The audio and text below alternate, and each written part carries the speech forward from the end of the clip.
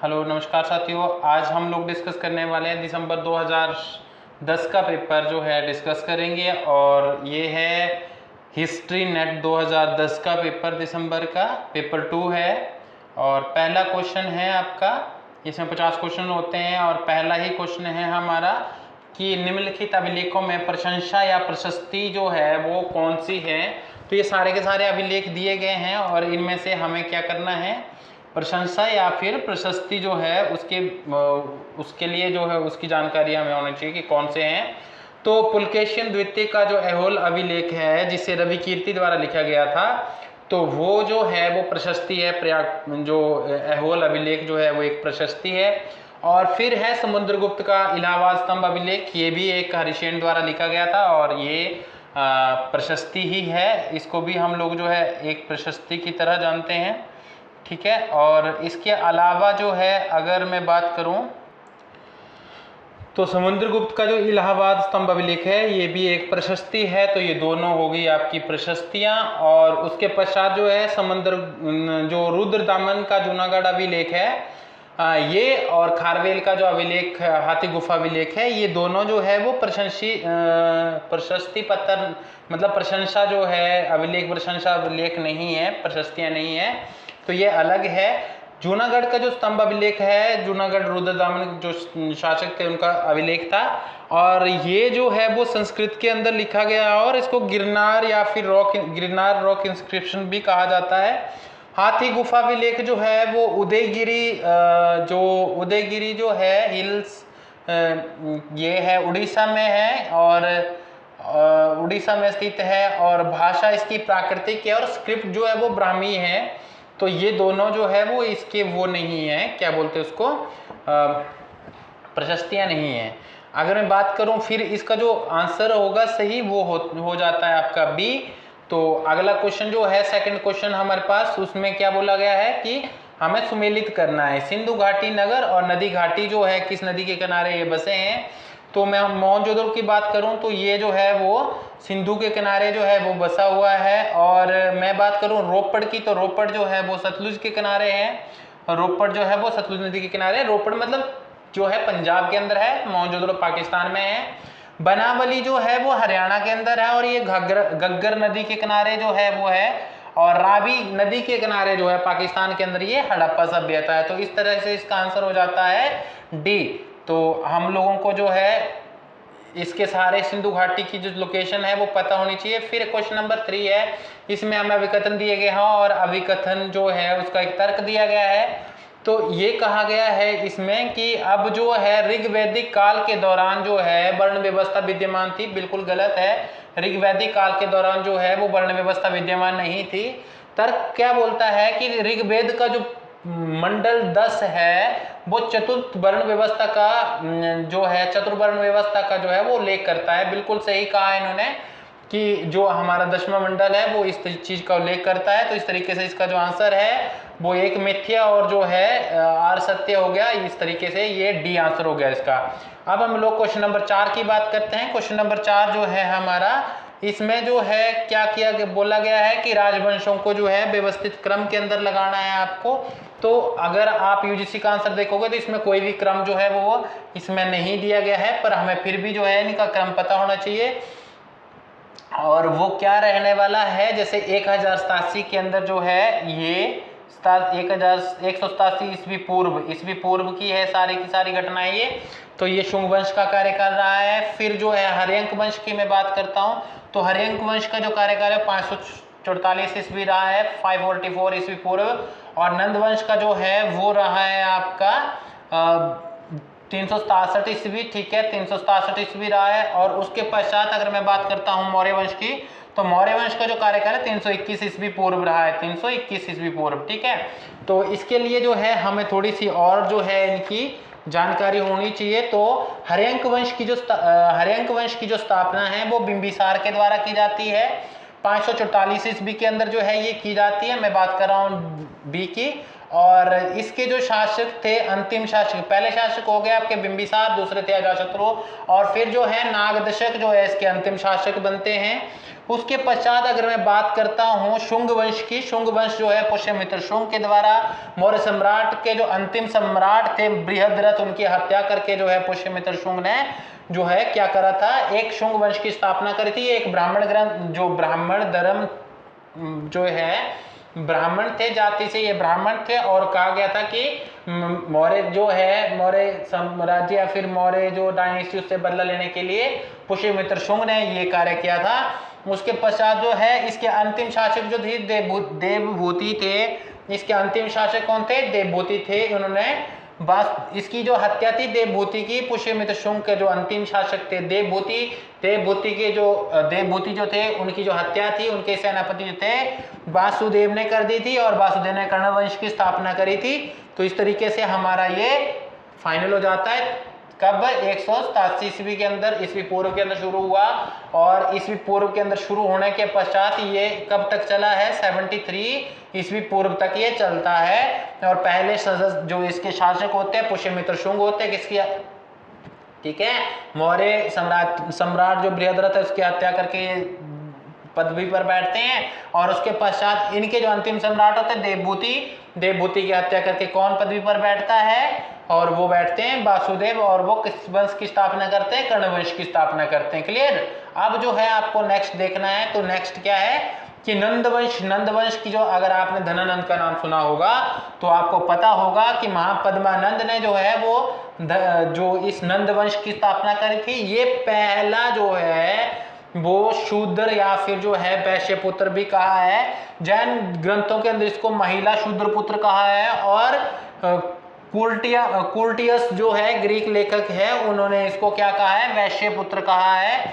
और इस तरीके से 367 ईस्वी के पूर्व जो है इन्होंने जो है महापद्मानंद ने जो है वो नंदवंश की स्थापना करी थी। और अंतिम शासक जो थे इसके वो धनानंद थे, जिनका 321 ईस्वी में जो है चंद्रगुप्त मौर्य द्वारा जिनको पराजित किया गया था। चंद्रगुप्त मौर्य ने किसकी, कौटिल्य की सहायता से इसको खत्म किया था, तो मौर्य साम्राज्य की नींव रखी थी। और धनानंद जो थे वो बहुत अय्याश टाइप के इंसान थे, उन्होंने किसकी बेइज्जती कर दी थी? हमारे जो गुरु थे, कौन, जो कौटिल्य थे उनकी, ठीक है। तो धनानंद की हत्या करके जो है वो 321 के अंदर चंद्रगुप्त मौर्य तो जो है वो पदवी पर बैठ जाता है। थेरवा जो है वो थाईलैंड के जो अगला जो है हम लोग देखते हैं कि नेक्स्ट 6 क्वेश्चन जो है, अब बुद्ध धर्म से रिलेटेड हमारे पास जो है वो क्वेश्चन आता है। तो बौद्ध धर्म से रिलेटेड जो है अगर क्वेश्चन आता है, तो जो कमल है उसका जो संबंध है वो जन्म से है, घोड़े का संबंध त्याग से, घर छोड़ना जो है मतलब त्याग, और चक्र का जो संबंध है वो है प्रथम धर्मोपदेश से। कहाँ दिया था? सारनाथ में दिया था। किसको दिया था? जो उनके 4 साथी जंगल से वापस आ गए थे उनको दिया था। उसके पश्चात जो है वो स्तूप जो है, इसके लिए जो है महापरिनिर्वाण जैसे जो है स्तूप कहाँ पर बनाए जाते हैं? जहाँ जो निर्वाण से जुड़ी चीजें या फिर जो उनसे जुड़े हुए अवशेष हैं वहाँ पर स्तूप का निर्माण किया जाता है। तो ये जो बात जो है आपको पता होनी चाहिए। तो इस तरीके से जो इसका आंसर है वो बी हो जाता है। और ऐसे ही जो क्वेश्चन नंबर 6 है हमारे पास, क्वेश्चन नंबर 6 इसको हम बोलते हैं महायान संप्रदाय। बोधिसत्व जो सिद्धांत है वो जुड़ा है हमारे महायान संप्रदाय से। महायान और हीनयान जो है 2 प्रमुख संप्रदाय हैं किसके? बौद्ध धर्म के, ठीक है। और ये सारे बौद्ध धर्म के संप्रदाय है, बट ये 2 भागों में जो विभाजित हुआ पहली बार, तब महायान और हीनयान बने। और बोधिसत्व का क्या मतलब होता है? बोधिसत्व का मतलब होता है ज्ञानी करुणामय संपन्न व्यक्ति जो दूसरों का सम्मान करता है। तो ये हो गया इसका पूरा मतलब, ठीक है। तो बोधिसत्व का जो सिद्धांत है वो किसमें है? महायान। आपको पता होगा कि जो दलाई लामा है इनको भी एक बोधिसत्व जो है वो माना जाता है। और ये जो है जो अपने ना सोच करके दूसरों के लिए सोचते हैं उन्हीं को जो है बोधिसत्व कहा जाता है, ठीक है। क्वेश्चन नंबर 7 की अगर मैं बात करता हूं, तो 7 नंबर जो है इसमें हमें क्या बोला गया है? इसमें जो है हमें क्या दी गई है? बौद्ध परिषदें दी गई है, जो बौद्ध संगीतियां हुई है उनके बारे में पूछा गया है। तो पहली हुई थी राजगिरी के अंदर, ठीक है। दूसरी किसके? उसमें अजातशत्रु के उस नेतृत्व में, ठीक है। दूसरी हुई थी हमारी वैशाली के अंदर, तो ये काला अशोक के समय हुई थी। तीसरी हुई थी पाटलिपुत्र के अंदर, और ये हुई थी अशोक के समय के अंदर, ठीक है। और चौथी जो है वो कुंडलवन कश्मीर में हुई थी, और ये हुई थी हमारे कौन से थे उस समय के जो शासक थे, कश्मीर के अंदर हुई थी। किसके समय हुई थी? ये हुई थी कनिष्क के समय, ठीक है। तो इस तरीके से जो इसका सही आंसर है वो क्वेश्चन जो ऑप्शन डी है ये हो जाता है। आपको इसमें कुछ और चीजें पता होनी चाहिए। पहली बात तो ये पता होनी चाहिए कि इसकी अध्यक्षता किसने की थी, और यहाँ पर जो है मुख्य चीजें क्या हुई थी। जैसे कहीं पर जो है वो अभिधम पिटक लिखा गया, कहीं पर जो है वो ये दो संप्रदायों के अंदर डिवाइड हो गया था बौद्ध धर्म। तो इस तरीके की जो व्यवस्था है वो आपको पता होनी चाहिए, और उसके अध्यक्ष और उपाध्यक्ष के बारे में जो है वो जानकारी होनी चाहिए। अब क्वेश्चन नंबर 8 की अगर हम बात करते हैं तो 8 का जो क्या बोला गया है, सातवाहन समाज में मातृतत्वों के अंश मिलते हैं। तो सातवाहन समाज के अंदर जो है मातृसत्ता तत्वों के अंश मिलते हैं। जैसे गौतमी पुत्र शतकीर्णी जो है, किसी का अगर राजा का नाम भी उनकी माता के नाम से था, तो ये तो बिल्कुल सही बात है। बोला गया है कि सातवाहन काल के दौरान जो है वास्तविक शासक रानियां होती थी, बिल्कुल सही नहीं है, क्योंकि आपको पता है गौतमी पुत्र शतकीर्णी थे वो एक राजा थे। पुष्यभूति गौतमी पुत्र शतकीर्णी एक जो है गौतमी पुत्र शतकीर्णी की बात करें, वशिष्ठी पुत्र पुलवामी की बात करें, यज्ञश्री सातकर्णी की बात करें, ये सारे के सारे जो है वो फेमस राजा थे किसके? सातवाहन वंश के। तो इसका मतलब यहाँ पे वास्तविक शासक जो थी वो रानियां नहीं होती थी। तो 8 का जो आंसर हो जाता है हमारे पास ये हो जाता है आपका सी। तो अब हम लोग जो है 8 का आंसर लगाते हैं और ये हो जाता है आपका सी, ठीक है। और उसके पश्चात जो है अगर हम बात करते हैं क्वेश्चन नंबर 9 की, बोला गया है कि अशोक ने जो है निम्नलिखित में से एक के लिए जो है बिहार में बराबर और नागार्जुन पहाड़ियों पर शैल काटकर गुफाओं का निर्माण किया था। शैल काटकर गुफाओं का निर्माण किसके लिए किया गया था? आपको पता है कि अशोक जो तो बौद्ध धर्म को फॉलो करने वाले थे, पर उनके जो पिताजी थे वो क्या करते थे? वो आजीविक संप्रदाय को फॉलो करते थे। उस तरीके मतलब ये तीनों डायनेस्टी तीन अलग अलग धर्मों को फॉलो करने वाली होती है।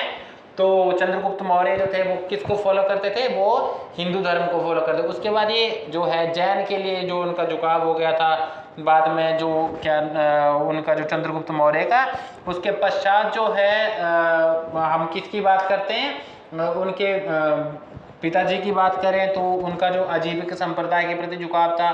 अब जो है इन्हीं आजीविक संप्रदाय को जो है वो रिस्पेक्ट देने के लिए इन्होंने जो है अशोक जी ने क्या किया था? सम्राट अशोक ने जो है वो गुफाओं का निर्माण करवाया था। पहली गुफा थी लोमश ऋषि गुफा, दूसरी गुफा थी सुदामा ऋषि गुफा, ठीक है। दूसरी गुफा थी सुदामा केव, और तीसरा था विश्वकर्मा केव। तीसरी गुफा का नाम जो है वो विश्वकर्मा केव है। और चौथी जो है विश्वकर्मा, और चौथी जो है वो कौन सी गुफा है? चौथी है आपकी करण चौपर। तो ये 4 गुफाएं हैं जो 4 अलग अलग उनको जो है वो डोनेट इन्होंने जो है बराबर पहाड़ियों के ऊपर जो है ये बनाई गई थी शैल काट करके। और इनका जो निर्माण था वो महाराजा अशोक के द्वारा किया गया था। अब वहीं पर सामने वाली पहाड़ी पे जो है वो नागार्जुनी गुफा है, नागार्जुनी पहाड़ी है, जहाँ पर जो है वो 3 अन्य गुफाओं का जो है वो निर्माण किया गया था। तो ये किसको दान की गई थी? ये की गई थी आजीविक संप्रदाय को। हीनयान भी बौद्ध धर्म का संप्रदाय है, महायान भी बौद्ध धर्म का संप्रदाय है, और दिगंबर और श्वेतांबर जो है वो जैन धर्म के 2 अलग अलग संप्रदाय थे, ठीक बात। अब आपको क्या बात करनी है कि जो ये बज्रयान है, बज्रयान क्या चीज होती है? तो ये बज्रयान हम लोगों ने डिस्कस नहीं किया, अब इस बज्रयान को डिस्कस कर लेते हैं। क्वेश्चन नंबर 6 का है बज्रयान। तो ये बज्रयान क्या चीज होती है? बज्रयान होता है कि जो हिमालय के आसपास, जैसे जापान हो गया, ये ऊपर जो चीन के अंदर हो गया, तो यहाँ पे जो है पहाड़ी पे जो बौद्ध धर्म का प्रसार हुआ, वहाँ पर जो है कुछ एक और चीजें इंट्रोड्यूस होगी, जैसे जादू टोना या फिर कुछ उस तरीके तंत्र विद्या इंट्रोड्यूस हो जाती है। तो उसको हम बज्रयान शाखा बोलते हैं, बहुत पुरानी शाखा है बौद्ध धर्म की। थेरवा जो है ये भी उतनी ही पुरानी है, पर ये जो मुख्यतः में देखने को मिलती है शाखा, ये Thailand, Myanmar, Sri Lanka, Cambodia, Laos जो है वहां पे मिलती है। थेरवाद का जो अर्थ है वो है बुजुर्गों की शिक्षा। तो ये लोग जो है वो अपने अभिधम पिटक या फिर इस तरीके के जो त्रिपिटक के अंदर जो शिक्षाएं दी गई है ये ज्यादातर जो है उनको फॉलो करते हैं, उनकी बात करते हैं। तो हम लोगों को जो है वो ये इनके बारे में मोटा मोटी जानकारी होनी चाहिए, जो बहुत आवश्यक है। फिर मैं बात करता हूँ महायान की। तो ये मैंने आपको बता दिया, ये जो किसका संप्रदाय था, बौद्ध धर्म का संप्रदाय। फिर मैं क्वेश्चन नंबर 10 पे आता हूँ।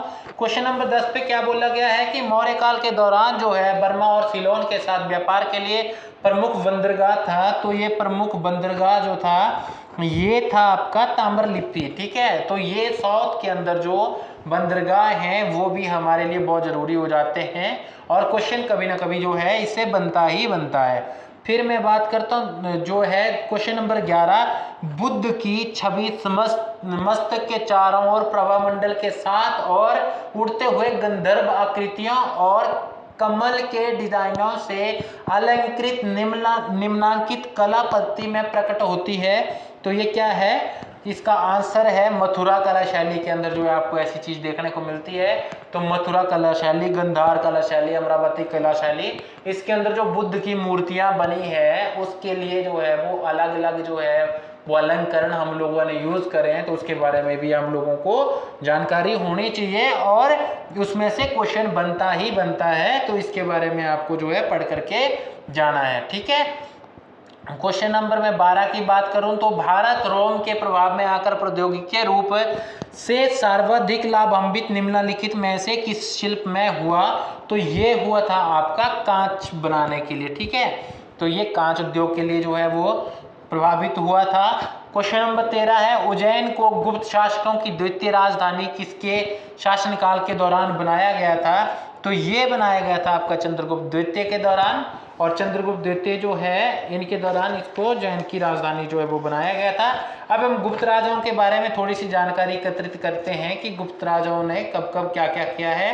तो पहली बात तो गुप्त वंश की जो स्थापना थी वो किसने की थी, वो की थी आपके संस्थापक थे ये श्री गुप्त, और उपाधि उन्होंने धारण की थी आदिराम की। फिर जो है चंद्रगुप्त प्रथम आते हैं। चंद्रगुप्त प्रथम जो है वो जो है महाराजा धीराज की जो उपाधि धारण करते हैं। फिर समुद्रगुप्त आते हैं, जो बोलते हैं कि समुद्रगुप्त का जो घोड़ा था वो 3 समुद्रों का जल पीता था, मतलब यहाँ भी और यहाँ भी। तो क्या मतलब हुआ उसका कि वो बहुत पराक्रमी था। तो उसने जो उपाधियां धारण करी थी वो थी पराक्रमांक,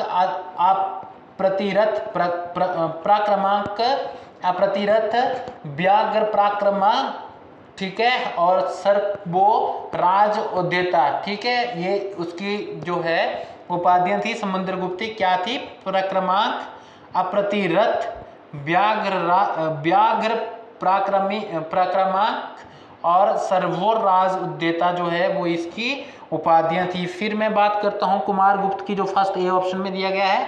तो कुमार गुप्त ने जो उपाधियां धारण करी थी वो महेंद्रादित्य और व्याघ्रवाल पराक्रमक की जो है उपाधि धारण करी थी, ठीक है। लास्ट जो है स्कंदगुप्त, इसके बारे में कर्मादित्य की उपाधि धारण करी थी, और जो है शकरोपणा जो है इन्होंने शकों को भी हराया था, शकरोपणा की जो उपाधि धारण करी थी। तो ये हमें जो होगी विस्तृत छोटी जानकारी जो है वो किसके बारे में, गुप्त साम्राज्य के बारे में होगी, ठीक है। अब क्वेश्चन नंबर में 14 की बात करूं तो क्या बोला गया है, शिक्षा बौद्ध, जो शिक्षक है बौद्ध के अंदर निम्नलिखित में से कौन थे। आपको पता है कि भारत के अंदर ये दोनों थे, और ये थे आपके नालंदा और विक्रमशिला जो है वो 2 मुख्य केंद्र थे। तो ये क्वेश्चन आंसर जो है इसका डी हो जाता है। और ये दोनों जो है यहाँ पे जो है बहुत सारे फॉरेनर जो है पढ़ने के लिए आते थे बौद्ध धर्म के बारे में, और एक समय जो है एजुकेशन के अंदर जो है भारत की तूती बोलती थी, पर धीरे धीरे जो है वो आक्रमणकारियों और बाकी जो है बची खुची कसर जो है वो अंग्रेजों ने पूरी कर दी, और इस तरह से हम लोग जो है वो पिछड़ गए, ठीक है। अब क्वेश्चन नंबर 15 की मैं बात करता हूँ। तो 15 क्या है कि बोलता है कि संगम काल के दौरान जो है कृषि की प्रमुख फसलें निम्नलिखित में से कौन थी? तो ये थी आपकी धान और गन्ना। ठीक है, क्वेश्चन आंसर जो है इसका ऑप्शन ए है। क्वेश्चन नंबर 6 जो है 16 जो है वो अमीर खुसरो निम्नलिखित मिफ्ता उल फुतू किस घटना का वर्णन करता है? तो मिफ्ता उल फुतू जो है वो जलालुद्दीन जो है खिलजी, जलालुद्दीन खिलजी के सैन्य अभियान की बात करता है। तो अमीर खुसरो ने जो है बहुत अच्छा इतिहास जो है वो सल्तनत पीरियड के ऊपर लिखा है। इसके बारे में आपको जो है वो जानकारी होना बहुत जरूरी है। क्वेश्चन नंबर 17 की अगर मैं बात करूं तो 17 में क्या बोला गया है कि निम्नलिखित में से कौन से वक्तव्य सही हैं? आपको सही पता करना है। तो पहला क्या है कि अलाउद्दीन खिलजी ने मलिक काफूर को काकतीय राज्य को अपने राज्य में विलय करने का आदेश दिया था। बिल्कुल गलत है, ऐसा जो है आदेश नहीं दिया था। काकतीय शासक रुद्र प्रताप को अलाउद्दीन खिलजी का करदाता राज्य बनाया जाना था। बिल्कुल सही है, ये क्वेश्चन जो है वो बिल्कुल सही है। प्रताप रुद्र जो है दिल्ली के सुल्तानों को नियमित वार्षिक रूप से कर देता था। तो ये जो है गलत है, उसने नियमित रूप से कर नहीं दिया था। प्रताप रुद्र को खुसरो शाह अपने अनुरक्षण में दिल्ली लाया। बिल्कुल गलत, ऐसा कुछ नहीं हुआ था। तो इसलिए जो इसका आंसर जो है वो बी हो जाता है। तो आपको, क्योंकि इसमें जो है 2 ही आंसर सही है। फिर अगर मैं 18 की बात करता हूं तो क्या हुआ कि शेख निजामुद्दीन जो है औलिया ने 7 सुल्तानों को एक के बाद एक दिल्ली की राजगद्दी पर आसीन होते हुए देखा, लेकिन वो कभी भी किसी के दरबार में मिलने के लिए नहीं गए। और ये बिल्कुल सही बात है। शेख निजामुद्दीन औलिया जो है इन्होंने कभी भी किसी सुल्तान के यहाँ हाजिरी नहीं लगाई। तो इसका जो तर्क है वो सुहरावर्दी जो है सूफी संतों को राज्य द्वारा प्रदत्त प्रश्य से अप्रसन्न थे। तो ये इसका जो दूसरा है ये बिल्कुल गलत है। वो खुद सूफी थे तो वो अप्रसन्न क्यों होंगे? तो ये इसका जो है अभी कथन ये सही है, परंतु आर गलत है। फिर मैं बात करता हूं 19 क्वेश्चन की। ये किसका कथन है? यद्यपि कि केवल मुस्लिम जनसंख्या का 10वां भाग देवगिरी दौलताबाद पहुंचा, तथापि वे लोग शहर को उपजाऊ और समृद्ध बनाने में समर्थ हुए। तो ये कहा था आपके, किसने कहा था आपको? ये वाला जो वक्तव्य दिया था ये दिया था जियाउद्दीन बर्नी ने। किसने? जियाउद्दीन बर्नी ने ये बात बोली थी।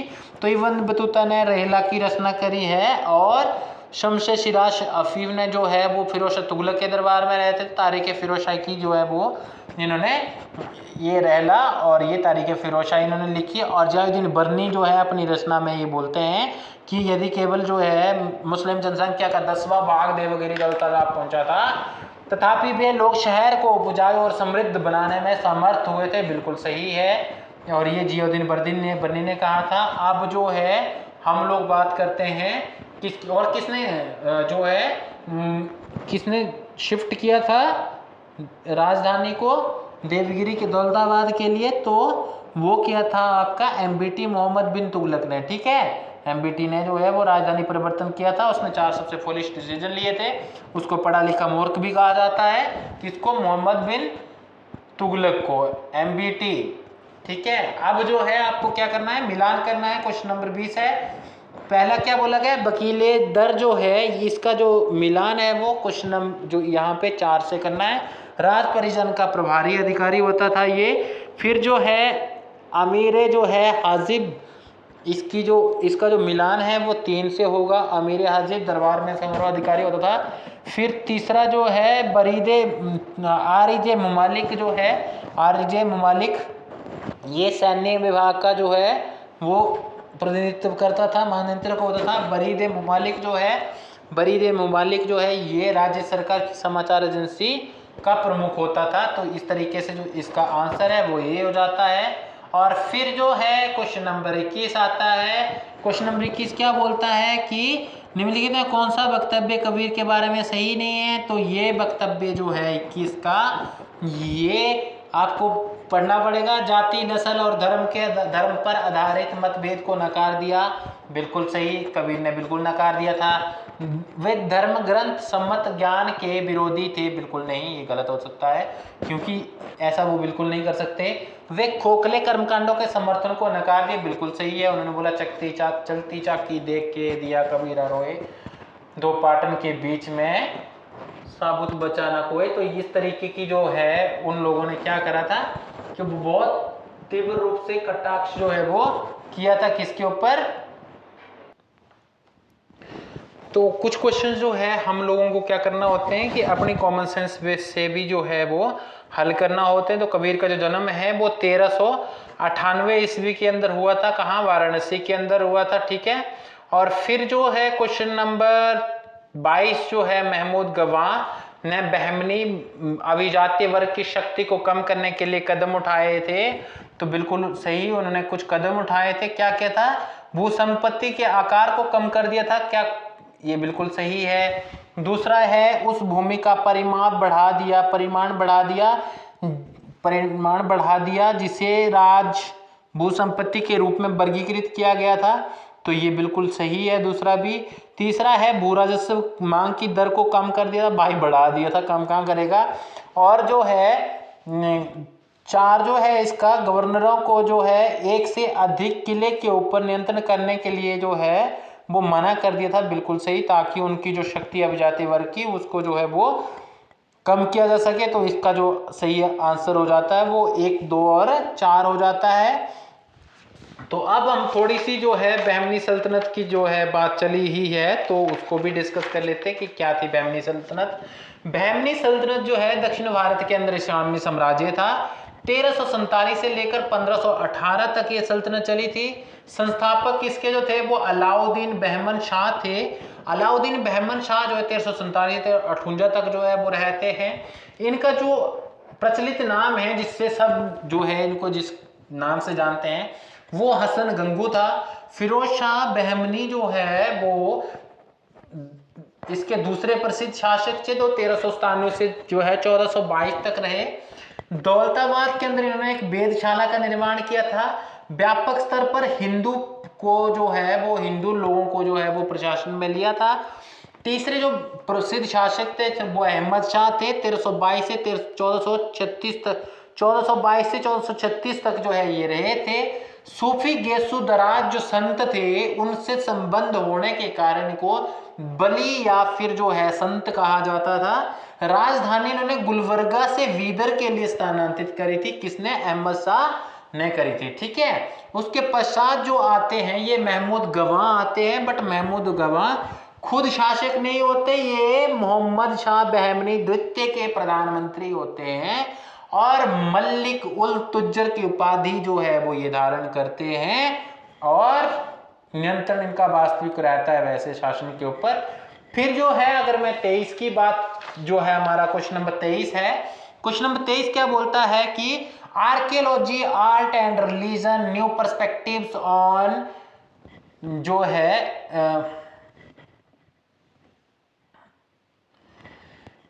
विजयनगरा का लेखक कौन है? Archaeology, art and religion, new perspective on Vijayanagara का लेखक कौन है? तो ये लेखक है Kathleen D Morrison. Kathleen D Morrison जो है वो इसकी लेखक हैं।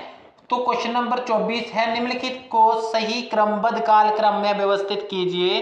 तो ये है इसका, अगर मैं बात करूं तो मेनली जो है वो ये लगभग जो है कंफ्यूजन सा क्वेश्चन है।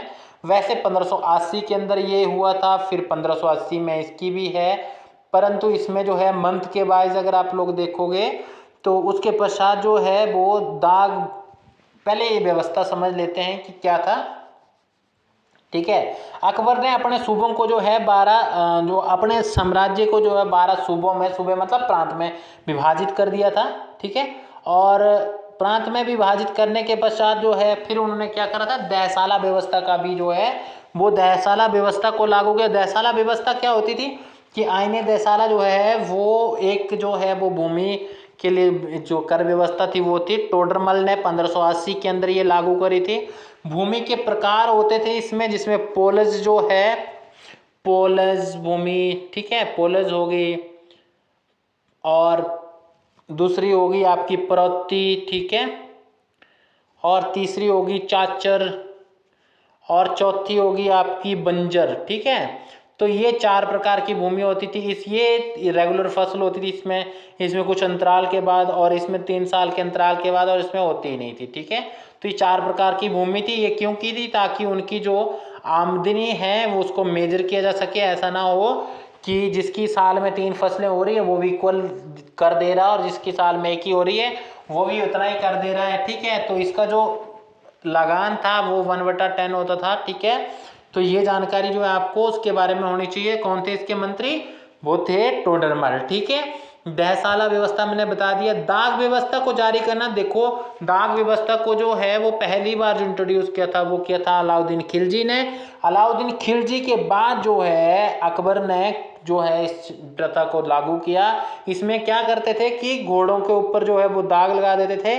1575 की ये घटना है। तो ये जो है वो घोड़ों को दाग देते थे। ठीक है, तो उसके पश्चात जो है अगर हम लोग जो है दोहरे जात व्यवस्था, देखो मनसबदारी व्यवस्था को जो है अकबर ने व्यापक स्तर पर लागू किया था, जिसमें ज्यादातर सवार होते थे। तो ये व्यवस्था भी जो है लगभग 1575 के अंदर लागू होती है। तो अगर मैं जो है क्रोनोलॉजिकली इनको जो है यूजीसी के दिए हुए आंसर के अनुसार अगर ऑर्डर में लगाता हूं, तो इसमें जो है इसमें क्वेश्चन नंबर जो इसका जो कूट नंबर ए है वो सही बैठता है। ठीक है, कि क्वेश्चन नंबर ए सही बैठता है। कैसे? कि पहले पे 3 आएगा, ठीक है, और दूसरे पे जो है वो 2 आएगा, और तीसरे पे जो है वो 1 आएगा, और चौथे पे जो है ये आएगा।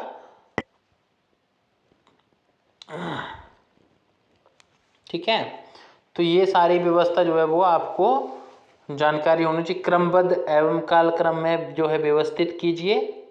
तो ये व्यवस्था जो है वो रहेगी। जो यूजीसी ने आंसर दिया है वो ये दिया है, इसलिए मैंने इसको पहले कंफ्यूजिंग कहा था कि उसकी जो व्यवस्था है वो अलग है। और 25 जो है 25 अकबर की आपको सारी नीतियां पढ़नी है। उसने कब कब कितना कितना किस समय कहाँ पे आक्रमण किया, क्या कोई नई पॉलिसी लाई, कौन सा कर माफ किया, ठीक है, कब पेटीकोट का शासन था। ठीक, तो उन सब चीज़ों की जो है वो आपको जानकारी होनी चाहिए। अब क्वेश्चन नंबर 25 की बात करूं तो झरोखा दर्शन की जो प्रथा थी, ये झरोखा दर्शन जो है 1580 के अंदर जो है वो लागू किया गया था। अकबर ने ही शुरू किया था। फिर कंधार में सफविदों की जो है पुनः प्राप्ति जो है ये है आपका 1638 के अंदर। ठीक है, और फिर है बल्ख पर मुगल अधिकार जो है ये 1644 ईस्वी के अंदर है। और कांगड़ा विजय जो है वो 1620 के अंदर है, हमें देखने को मिलती। तो इसका जो आंसर है वो ए हो जाता है। ठीक है, अब जो है 26 की मैं बात करूं, 26 जो है इसका जो 26 का जो आंसर है वो क्या रहेगा? जहांगीर के काल में जो है चित्रकारी कला उत्कृष्टता की पराकाष्ठा पर पहुंच गई थी। बिल्कुल सही, चित्रकारी के अंदर जो है जहांगीर का बहुत बड़ा योगदान था। जहांगीर बोलता था कि अगर आंख किसी और ने बनाई है, कान किसी और ने बनाए हैं, शरीर किसी और ने बनाया, हाथ किसी और ने बनाए हैं, अगर इन सब को जो है किसी एक पिक्चर के अंदर अलग अलग लोगों ने बनाया चित्र के अंदर, तो मैं उन सब के नाम, उन चित्रकारों के नाम बता सकता हूं कि कौन सा किसने बनाया है। उसको चित्रकारी की इतनी समझ थी। ठीक है, तो बिल्कुल सही है ये। और फिर बोलता है कि कारण क्या बोलता है कि वास्तु कलात्मक अलंकरण का विरोधी था। बिल्कुल भी नहीं था। ऐसा नहीं हो सकता है कि जो एक का जो है एक को पसंद करे दूसरे को विरोध करे। तो कला का वो दीवाना था और कलाकार भी था। ठीक है, उसने क्या किया? न्याय की जंजीर की भी स्थापना करी थी। आपको ये सारी चीजें वो पता होनी चाहिए, तभी जो है कुछ बन पाएगा। क्वेश्चन नंबर 27 है आपका कि इसमें जो है हमें मिलान करना है। इकबालनामा ए जहांगीरी जो है, इकबालनामा ए जहांगीरी ये मुत्तमाद खान ने लिखी है। फिर जो है तारीख राशिदी जो है ये लिखी है आपकी मिर्जा हैदर दुगलत ने जो है वो इसको लिखा। मिर्जा हैदर दुगलत ने जो है इसने इसको लिखा है। शाहजहांनामा को लिखने वाले जो है वो इनायत खान थे, और फुतुहात आलमगीरी जो है वो ईश्वरदास जो है वो नागर ने लिखी है, ईश्वरदास नागर ने लिखी है। तो इसका क्वेश्चन आंसर जो है वो डी हो जाता है। बुक्स बहुत इंपॉर्टेंट होती है और यही रिपीट कर करके आपको आती है। फिर अगला क्वेश्चन जो है हमारे पास ये है आपका क्वेश्चन नंबर 28, जामे मस्जिद जो है वो चार मीनार का जो मतलब जिसने भी ये बनाई है, जिन्होंने इसको बनाया वो थे मोहम्मद कुली कुतुब शाह। इन्होंने चार मीनार का निर्माण किया। कौन? मोहम्मद कुली कुतुब शाह। और फिर है हीरा मस्जिद। हीरा मस्जिद का जो निर्माण है वो अब्दुल्ला कुतुब शाह ने किया था। ए के साथ मिलान होगा। मोती मस्जिद जो है, मोदी की तो मस्जिद नहीं बन सकती है ना, हो जाते हैं। तो मोती मस्जिद जो है, इसका जो निर्माण है वो कहाँ किया गया, किसने किया था? शाहजहां ने किया था। ठीक है, मोती मस्जिद का निर्माण। और गोल गुंबज का जो निर्माण है ये था आदिल शाह के द्वारा किया गया। तो इसका जो आंसर है वो आंसर बी बनता है। 29 का जो आंसर है हमारे पास, क्वेश्चन पढ़ लेते हैं पहले। निम्नलिखित में से इतिहासकारों में से किसने शिवाजी को मध्यकालीन समय के सर्वाधिक रचनात्मक प्रतिभावान व्यक्ति के रूप में जो है वो देखा था? आपके जदुनाथ सरकार ने जो है वो ऐसा बोला था। ठीक है, और फिर जो है क्वेश्चन नंबर 30 हमारे पास आता है, किसने मुगल साम्राज्य के पतन का महान फर्म ग्रेट फर्म सिद्धांत प्रयोग में लाया था? ये लाया था आपके जेएफ रिचर्ड्स ने। किसने? जेएफ रिचर्ड्स ने ये सिद्धांत जो है वो लाया था। और 31 का जो आंसर है, 31 क्या बोलता है? शिक्षा के क्षेत्र में भारतीय पहल को कालक्रम अनुसार व्यवस्थित कीजिए। कैसे व्यवस्थित कीजिए? कालक्रम में व्यवस्थित कीजिए। तो ये 1848 के अंदर वैथून कॉलेज की स्थापना की गई थी, स्कूल की स्थापना। 1916 के अंदर जो है वो बनारस हिंदू विश्वविद्यालय बना। और फिर उसके पश्चात जो है वो MAO जो है वो कॉलेज जो है मोहम्मदन एंग्लो ओरिएंटल कॉलेज जो है ये बनाया था अलीगढ़ के अंदर। और किसने बनाया था? ये बनाया सैयद अहमद खान ने जो है वो इसको जो है वो बनाया था। फिर हिंदू कॉलेज कैलकाटा की स्थापना 1817 के अंदर जो है वो की गई थी, 1817 के अंदर। और फिर मैं बात करूं, पहले मैंने उसका बताया 1875 के अंदर ये बड़ी चीज़ आई थी। और 1916 के अंदर ये आया था। और फिर ये जो है 1848 के अंदर आया था। तो अब आपको इसको क्रोनोलॉजी के अंदर सेट करना है। अगर सेट करोगे तो क्वेश्चन नंबर जो ऑप्शन कोड ए है ये सही बैठता है। 31 जो हमारा हुआ इसका तो आंसर हो गया। अब जो है हम 32 की बात करते हैं। 32 क्या है?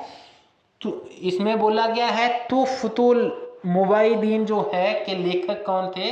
तो इसके लेखक थे आपके राजा राम मोहन रॉय। राजा राम मोहन रॉय जो थे इन्होंने ब्रह्म समाज की स्थापना करी थी 1828 के अंदर जो है वो लगभग ये। और इनका जो है इन्होंने सती प्रथा के खिलाफ बहुत ज़्यादा बड़ा मूवमेंट लड़ा था। और ये अपने समय के महान समाज सुधारक के साथ साथ जो है वो एक बहुत अच्छे लेखक भी थे। इन्होंने तुफतु उल मुवाहिदीन जो 1804 के अंदर लिखी थी, पहली पुस्तक थी, फारसी में लिखी।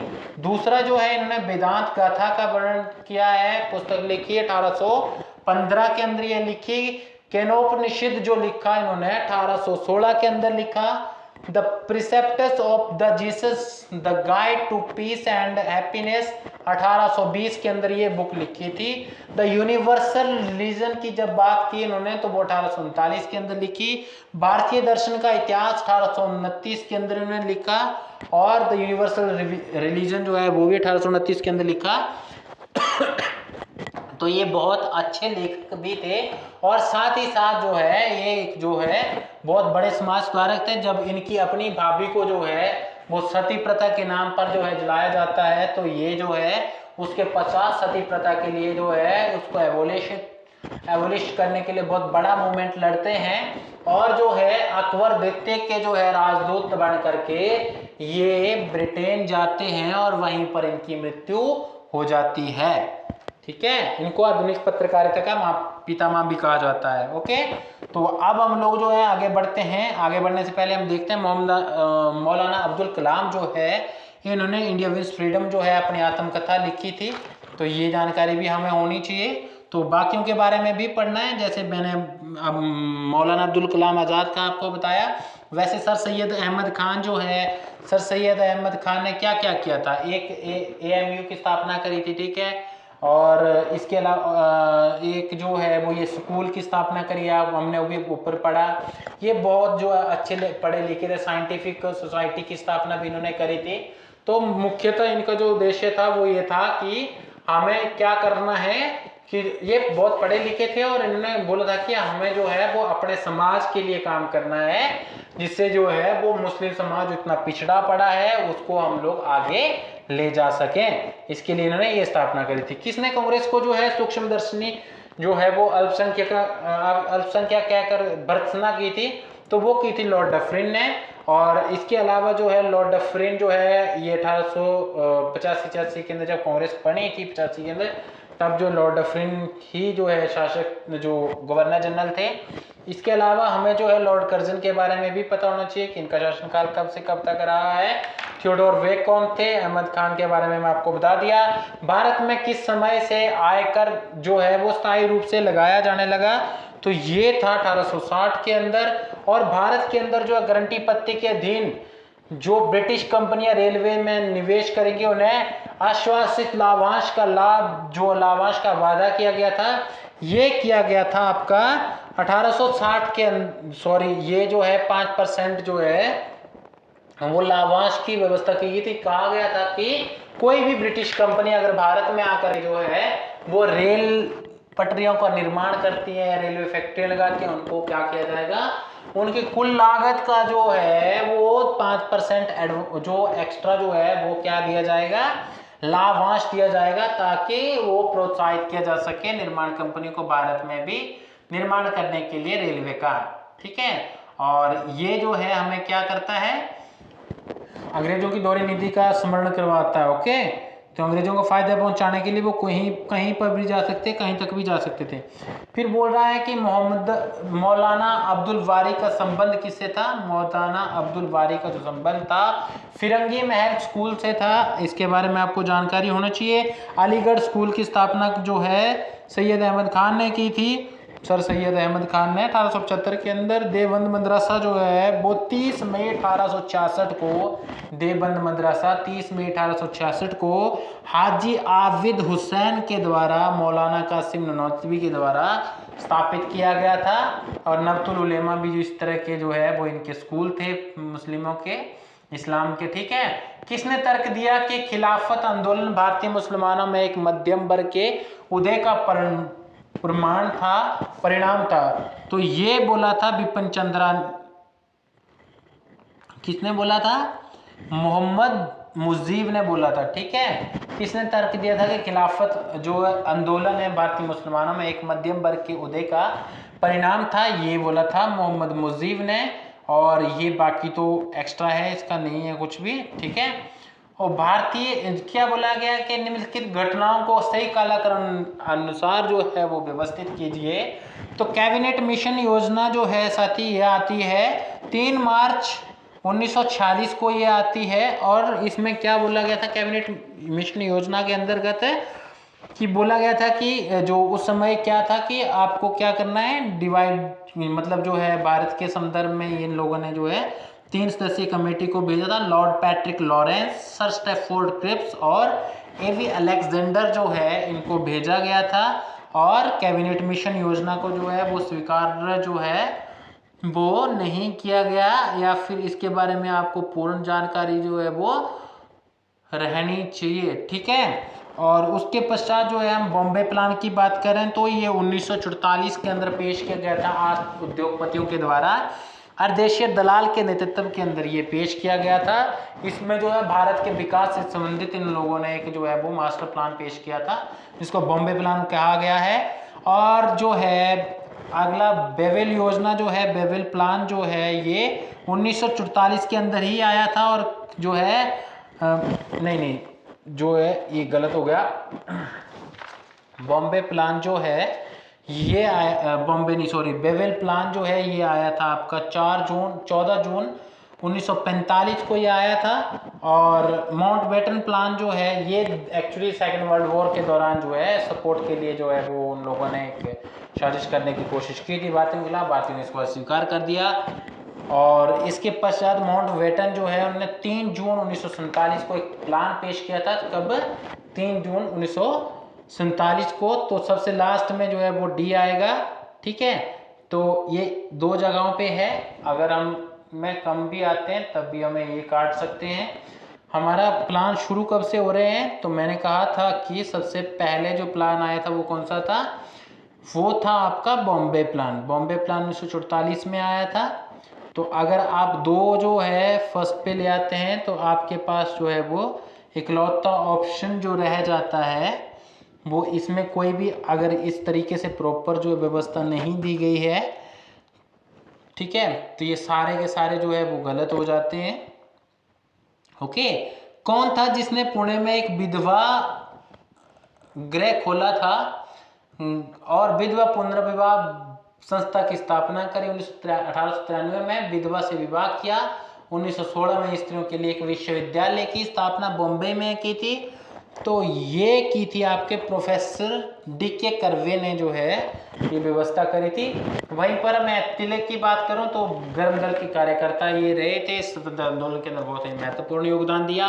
और ये जो है जब ये मर गए तो इनके नाम पर जो है वो तिलक कोष जो है वो बनाया गया था, बाल गंगाधर तिलक। इन्होंने जो वो केसरी और मराठा नाम से जो 2 पत्रिकाएं चलाई थी, कुछ समय तक जो है मांडे जेल के अंदर और बाकी जगहों पर भी ये रहे।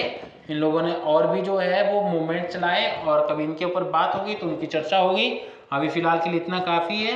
ठीक है, एमजी रेनाडे के बारे में भी आपको पढ़ना है। तो इन ऐतिहासिक पर्सनैलिटीज के ऊपर जो है आपको क्वेश्चन आ सकते हैं।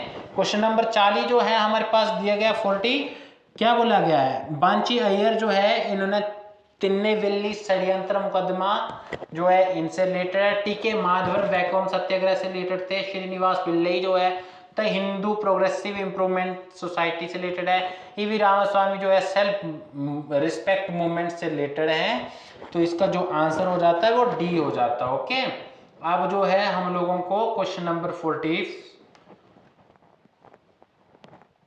देखना। निम्नलिखित इतिहासकारों में कौन सबाल्टर्न इतिहास लेखन से सहमत नहीं थे? वो इकलौते राष्ट्रवादी जो है वो बिपिन चंद्रा, ये सहमत नहीं थे। ज्ञान पांडे और शहीद अमीन, रंजीत गुहा, ये सब के सब जो है वो सबाल्टर्न स्टडी को जो है वो स्कूल ऑफ सबाल्टर्न स्टडी से रिलेटेड हैं।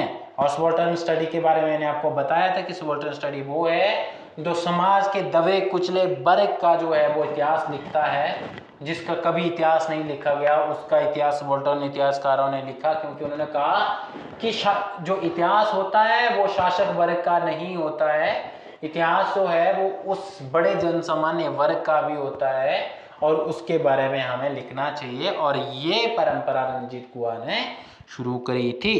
तो इसके बारे में हम लोगों को जानकारी होनी चाहिए, स्कूल ऑफ सबाल्टर्न से कौन कौन लोग आते हैं। ओके, और फिर हम लोग जो है वो 42 क्वेश्चन के ऊपर आते हैं। तो महात्मा गांधी जो है उन्होंने हरिजन की स्थापना करी थी। ठीक है, इसका हम 2 से मिलान करते हैं। बाल गंगाधर तिलक जो है इन्होंने केसरी जो है वो पत्र चलाया था। अब ये जो केसरी था ना, ये मराठी के अंदर था और मराठा जो इनका पत्र था वो इंग्लिश के अंदर था। मौलाना मोहम्मद अली जो है इन्होंने हमदर्द जो है वो चलाया था। कौन सा पेपर चलाया था? हमदर्द। ठीक है, और मौलाना अबुल कलाम आज़ाद जो है इन्होंने अल हिलाल की जो है वो स्थापना करी थी। तो इस तरीके से जो इसका आंसर है वो 1 का 2 और 2 का 3 हो जाएगा। तो ये जो है क्वेश्चन नंबर ए इनका सही से हो जाएगा। फिर जो है हम लोग क्वेश्चन नंबर 43 पे आते हैं। निम्नलिखित में से कौन रेशमी रुमाल षड्यंत्र का लेखक था? रेशमी रुमाल षड्यंत्र, कितना गजब का क्वेश्चन है। तो रेशमी रुमाल षड्यंत्र का जो लेखक है वो है उवैदुल्ला सिंधी। कौन सा? उवैदुल्ला सिंधी जो है वो रेशमी रुमाल षड्यंत्र के लेखक है। और फिर 44 जो क्वेश्चन है हमारे पास, निम्नलिखित घटनाओं में से सही कालक्रम अनुसार व्यवस्थित कीजिए। तो इसको व्यवस्थित करें तो हम पाएंगे कि चिटगाम जो आर्मरी रेड केस था ये सूर्यसेन से रिलेटेड था और ये हुआ था आपका 18 अप्रैल 1930 को। कब हुआ था? 18 अप्रैल 1930 को हुआ था। ओके, 18 अप्रैल 1930 को ये हुआ था। मुजफ्फरपुर में बम धमाका, ये बम धमाका हुआ था ये 1908 के अंदर जो है हमें देखने को मिलता है, पहला क्रांतिकारी घटना था। लाहौर षड्यंत्र केस कब हुआ? लाहौर षड्यंत्र केस जो है ये हमें देखने को मिलता है सितंबर 1915 के अंदर। सितंबर 1915 के अंदर, मतलब ये गदर मूवमेंट से रिलेटेड कुछ रहा है, ठीक है। और फिर आपको जो है काकोरी केस की जो है बात करनी है, तो ये 9 अगस्त 1925 को हुआ है। इसके अंदर जो है अशफाक उल्लाह खान और जो है बाकी 3 लोगों को फांसी दी गई थी, उसके बारे में भी आपको पता होना चाहिए। तो इस तरीके से जो इसका आंसर हो जाता है वो 1 4 1 4 2 और 1 4 सॉरी 1 3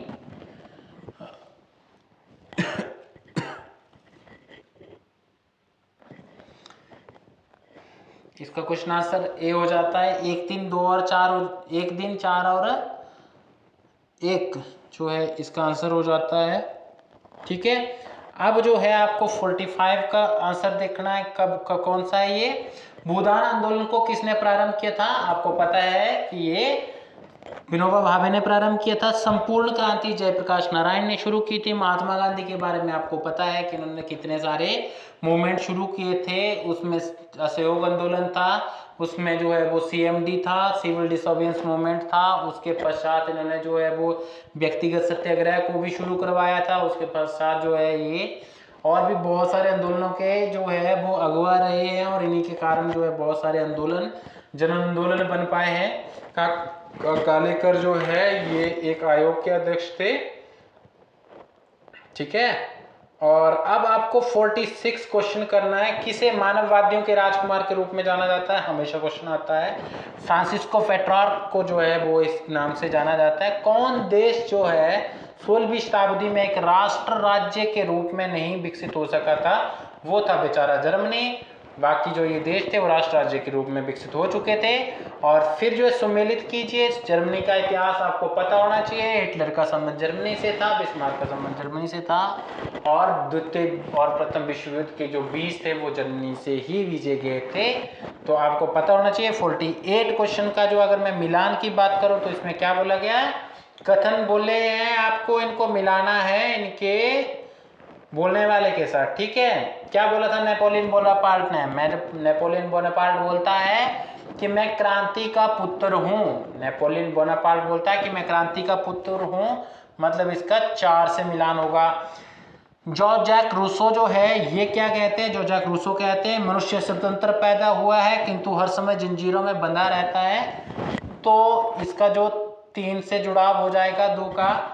जॉर्ज जैक रूसो बोलते हैं, रूसो मतलब आपको याद रखना, सिर्फ बोलते हैं कि मनुष्य स्वतंत्र पैदा हुआ है परंतु हर समय जंजीरों में बंधा हुआ है। फिर जो है क्रोसी ने क्या बोला है? क्रोसी क्या बोलते हैं कि समस्त इतिहास समकालीन इतिहास है। क्रोसी बोलते हैं समस्त इतिहास समकालीन इतिहास है। और फिर जो है आपको लास्ट जो है मदाम रोना जो है वो कहते हैं, मदाम रोना कहते हैं कि स्वतंत्रता तुम्हारे नाम से अपराध किए जाते हैं। स्वतंत्रता तुम्हारे नाम से क्या अपराध किए जाते हैं? स्वतंत्रता तुम्हारे नाम से क्या अपराध किए जाते हैं? तो इस प्रकार इसका आंसर जो है वो बी हो जाता है।